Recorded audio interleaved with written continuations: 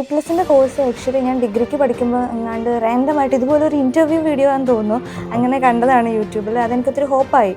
അപ്പം നമുക്ക് ഈ നെറ്റ് എന്തോ വലിയ സംഭവമാണ്, നേടാൻ പറ്റാത്തതാണെന്നുള്ളൊരു മൈൻഡ് സെറ്റ് മാറിയത് ഇൻ്റർവ്യൂ വീഡിയോസ് കണ്ടിട്ടാണ്. അപ്പം ഞാൻ വെറുതെ നമ്പർ സേവ് ചെയ്ത് വെച്ചതാണ്. പിന്നെ സ്റ്റാറ്റസ് കാണാറുണ്ടായി, ഒത്തിരി പേർക്ക് കിട്ടുന്നത് സ്റ്റാറ്റസ് കണ്ടപ്പം ഈ കോഴ്സ് തന്നെ എടുക്കണം എന്നുണ്ടായിരുന്നു. എനിക്ക് ഫസ്റ്റ് തന്നെ ഡിഫിക്കൽട്ടായിട്ട് തോന്നിയത് ഈ ലോജിക്കൽ റീസണിങ്, മാത്സ്, ആ ഏരിയാസ് ആയിരുന്നു. പക്ഷേ ലാസ്റ്റിലോട്ട് അതായിരുന്നു കുറേ കൂടെ ഈസി ആയിട്ട് ഫീൽ ചെയ്തത്. കാരണം നമ്മൾ പ്രാക്ടീസ് കണ്ടിന്യൂസ് ആയിട്ട് ചെയ്താൽ നമുക്ക് അതിൻ്റെ കുറേ ഫോർമാറ്റ്സ് പഠിച്ചു കഴിഞ്ഞാൽ പിന്നെ ഏത് ക്വസ്റ്റ്യൻസ് വന്നാലും നമുക്ക് ചെയ്യാൻ പറ്റും. നമ്മുടെ വീക്ക് പോയിന്റ് എന്താണെന്ന് ഏറ്റവും കൂടുതൽ അറിയാവുന്ന നമുക്ക്, അപ്പം അതിനെ ബേസ് ചെയ്ത് എന്തെങ്കിലും സ്ട്രാറ്റജി ഇടുന്നത് നന്നായിരിക്കും. എനിക്കിപ്പം ഒത്തിരി സമയം എനിക്ക് ഫോക്കസ് ചെയ്ത് പഠിക്കാൻ പറ്റും, അത് കുഴപ്പമില്ല. പക്ഷെ ഞാൻ അവിടെ നിന്ന് എണീറ്റ് കഴിഞ്ഞാൽ പിന്നെ ട്രാക്കിലോട്ട് കയറാൻ ഇച്ചിരി ബുദ്ധിമുട്ടായിരുന്നു. അപ്പം ഞാൻ ചെയ്യുന്നത് എന്താണെന്ന് വെച്ചാൽ, ഞാൻ പഠിക്കാനിരിക്കുമ്പോഴേ എനിക്ക് വേണ്ട സാധനങ്ങൾ മുഴുവൻ ടേബിളിൽ കൊണ്ടുവെക്കും. ചിലർ പറയും രാവിലെ പുലർച്ചെ വായിക്കുന്നതാണ് കുറച്ചും കൂടെ നല്ല. പക്ഷെ അങ്ങനെയല്ല, നിങ്ങളൊരു നൈറ്റ് പേഴ്സൺ ആണെങ്കിൽ നിങ്ങൾക്ക് നൈറ്റാണ് കുറച്ചും കൂടി ഫോക്കസ് കിട്ടുന്നതെങ്കിൽ നൈറ്റ്, അങ്ങനെ നമുക്ക് പറ്റിയ ടൈം നോക്കിയെടുക്കുന്നത് നന്നായിരിക്കും.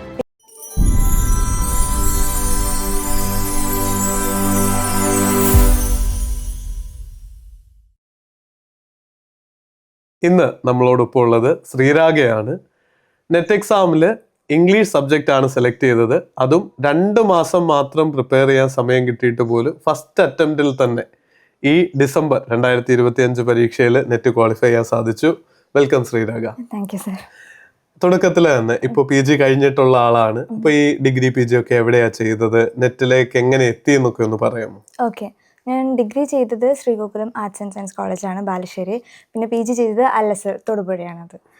പിന്നെ നെറ്റ് എഴുതണമെന്നുണ്ടായിരുന്നു, പക്ഷേ സമയം കുറവായതുകൊണ്ട് 2 months മാത്രം കിടക്കുന്നതുകൊണ്ട് ഒന്നുകിൽ ജാനുവരി അല്ലെങ്കിൽ കുഴപ്പമില്ല ജൂണിൽ എഴുതാം എന്നുള്ള കണ്ടീഷനിലായിരുന്നു. ജസ്റ്റ് ഒരു എക്സ്പീരിയൻസ് പോലെ എന്ന ലെവലിലാണ് പഠിച്ച് സ്റ്റാർട്ട് ചെയ്തത്. പക്ഷേ സ്റ്റാർട്ട് ചെയ്തപ്പോൾ നന്നായിട്ടങ്ങ് വർക്ക് ചെയ്തേക്കാം, മാക്സിമം ട്രൈ ഇട്ടേക്കാം എന്ന കണ്ടീഷനിൽ. അതുകൊണ്ട് റിസൾട്ടിനെ പറ്റി വെറി ആയിരുന്നില്ല. ഇതല്ലെങ്കിലും നെക്സ്റ്റ് അറ്റംപ്റ്റ് ഉണ്ട് എന്നൊരു ഹോപ്പ് അവിടെ കിടക്കുന്നുണ്ട്. ടെൻഷൻ ഫ്രീ ആയിരുന്നു മൈൻഡ് നല്ല. അപ്പം അത് ഒത്തിരി ഹെൽപ്പ് ചെയ്തിട്ടുണ്ട്. ഓക്കെ, ഒരു എത്ര മണിക്കൂറൊക്കെ പഠിച്ചിട്ടുണ്ടോ? ഞാൻ എപ്പോഴും കുട്ടികളോട് പറയുന്ന ഒരു ബേസിക് കാര്യമാണ്, 6 മാസം ഉണ്ടെങ്കിൽ നിങ്ങൾ എടുക്കുന്നതിന്റെ ഡബിൾ എഫേർട്ട് എടുക്കണം 3 മാസം കൊണ്ട് പഠിക്കാൻ. ഇനി അങ്ങനെയല്ല, തീരെ കുറച്ച് സമയം 1 or 2 hours പഠിക്കാനുള്ളെങ്കിൽ നിങ്ങൾ 6 months പ്ലാൻ ചെയ്യേണ്ട, 12 months പഠിക്കാനായിട്ട് പ്ലാൻ ചെയ്യുക, അത് കൺസിസ്റ്റന്റ് ആയിട്ട് ചെയ്യും. അപ്പൊ എനിക്കൊരു കൗതുകമുണ്ട്, 2 മാസം കിട്ടിയ ആള് ഡെയിലി ഒരു ആവറേജ് എത്ര മണിക്കൂർ പഠിച്ചിട്ടുണ്ട് റഫായിട്ട്? സമയം കുറവായതുകൊണ്ട് എനിക്കൊരു 16 hours ഒക്കെ അങ്ങനെ പഠിക്കാണ്ട് വന്നിട്ടുണ്ട്. അല്ലെങ്കിൽ നമ്മൾ കൂടുതൽ ടൈം എടുത്ത് പഠിക്കുകയാണെങ്കിൽ അത്രയും ബുദ്ധിമുട്ടുണ്ട് ആവശ്യമില്ല. ഏകദേശം ഉണരുമ്പോൾ മുതൽ ഉറങ്ങുന്നവരെ.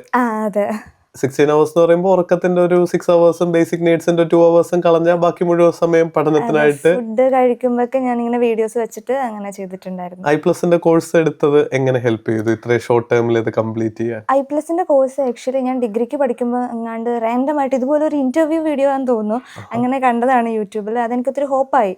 അപ്പം നമുക്ക് ഈ നെറ്റ് എന്തോ വലിയ സംഭവമാണ്, നേടാൻ പറ്റാത്തതാണെന്നുള്ളൊരു മൈൻഡ് സെറ്റ് മാറിയത് ഇൻ്റർവ്യൂ വീഡിയോസ് കണ്ടിട്ടാണ്. അപ്പം ഞാൻ വെറുതെ നമ്പർ സേവ് ചെയ്ത് വെച്ചതാണ്.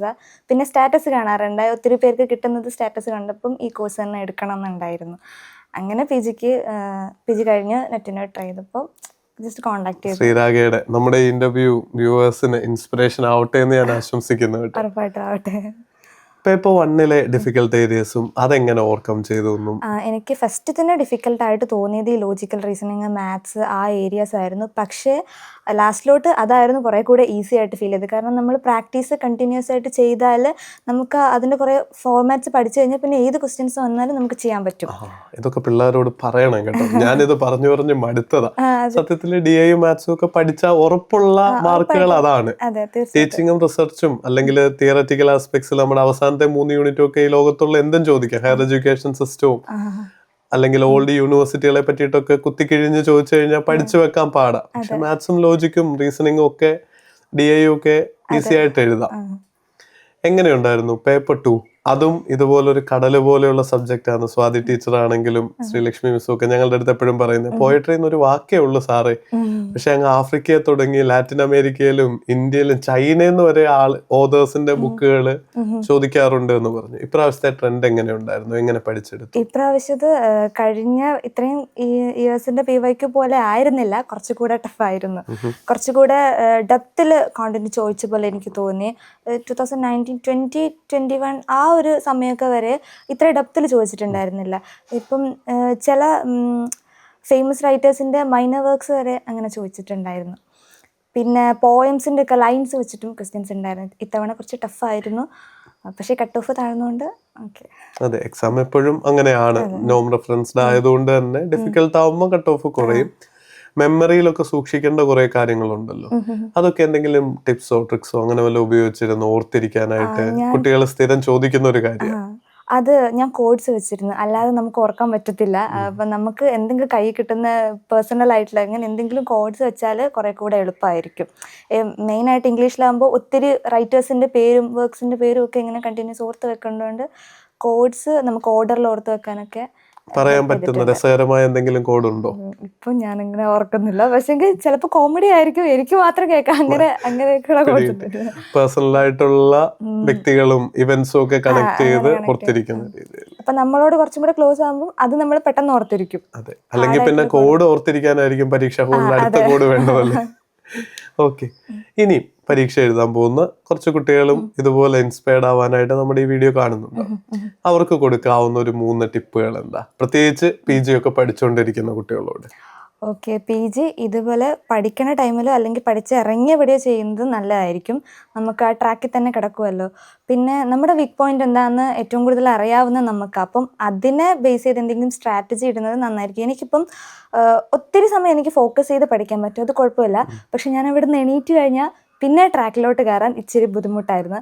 അപ്പം ഞാൻ ചെയ്യുന്നത് എന്താണെന്ന് വെച്ചാൽ, ഞാൻ പഠിക്കാനിരിക്കുമ്പോഴേ എനിക്ക് വേണ്ട സാധനങ്ങൾ മുഴുവൻ ടേബിളിൽ കൊണ്ടുവെക്കും. വാട്ടർ ബോട്ടിലായാലും പെന്ന് പെൻസിൽ ലൈക്ക്. അപ്പം നമ്മൾ എഴുന്നേറ്റ് പോകണ്ടല്ലോ. അതുപോലെ നമ്മുടെ വീക്ക് പോയിന്റ് എന്താണെന്ന് കണ്ടെത്തിയിട്ട് അതിന് പറ്റിയ സ്ട്രാറ്റജി ബിൽഡ് ചെയ്യുന്നത് നന്നായിരിക്കും, ഒന്നാമത്തെ കാര്യം. പിന്നെ ഈ ടൈം നമുക്ക് പറ്റിയ ടൈം. ഇപ്പം ചിലർ പറയും രാവിലെ പുലർച്ചെ വായിക്കുന്നതാണ് കുറച്ചും കൂടെ നല്ല. പക്ഷെ അങ്ങനെയല്ല, നിങ്ങളൊരു നൈറ്റ് പേഴ്സൺ ആണെങ്കിൽ നിങ്ങൾക്ക് നൈറ്റാണ് കുറച്ചും കൂടി ഫോക്കസ് കിട്ടുന്നതെങ്കിൽ നൈറ്റ്, അങ്ങനെ നമുക്ക് പറ്റിയ ടൈം നോക്കിയെടുക്കുന്നത് നന്നായിരിക്കും. പിന്നെ ലൈക്ക് ഈ ഉച്ചയ്ക്ക് ശേഷമുള്ള സമയമൊക്കെ പ്രോബ്ലംസ് ചെയ്യുന്നത്, അല്ലെങ്കിൽ നമുക്ക് ഉറക്കം വരുന്ന സമയമാണല്ലോ. അപ്പോൾ പ്രോബ്ലംസ് ചെയ്യുമ്പം അത് മാനേജ് ആയിപ്പോഴും. അങ്ങനെ പറ്റുന്ന സ്ട്രാറ്റജി. എന്തായാലും കൃത്യമായിട്ടൊരു പ്ലാനിങ്ങും സ്ട്രാറ്റജിയും ഒക്കെ ഉണ്ടായിരുന്നു. അത് പേഴ്സണലൈസ് ചെയ്തു അല്ലേ? കുറെ ഇന്റർവ്യൂകൾ കണ്ടെങ്കിൽ നമുക്ക് ചേരുന്നത് ശരിയാണ്, ഏറ്റവും നന്നായിട്ട് അറിയുന്നത് നമുക്ക് തന്നെ, അവനവന് തന്നെയാണ്. ഇപ്പോൾ ഞങ്ങളെ വീട്ടിലേക്ക് ക്ഷണിച്ചതിനും ഇങ്ങനെ ഒരു ഇന്റർവ്യൂവിന് അവസരം ഒരുക്കിയതിനും ഒക്കെ സ്പെഷ്യൽ നന്ദി. നമ്മുടെ വ്യൂവേഴ്സിന്റെ ഭാഗത്ത് നിന്നും ടീമിന്റെ ഭാഗത്ത് നിന്നും ശ്രീഡായ്ക്കെല്ലാം നന്ദി അറിയിക്കുന്നു. അതോടൊപ്പം JRF വിജയത്തിനായിട്ടുള്ള ആശംസകളും I+ന്റെ തുടർച്ചയായിട്ടുള്ള സപ്പോർട്ട് ഉണ്ടാവും. അപ്പോൾ എല്ലാവിധമായ നന്മകളും ആശംസിക്കുന്നു. Thank you. Okay sir, thank you.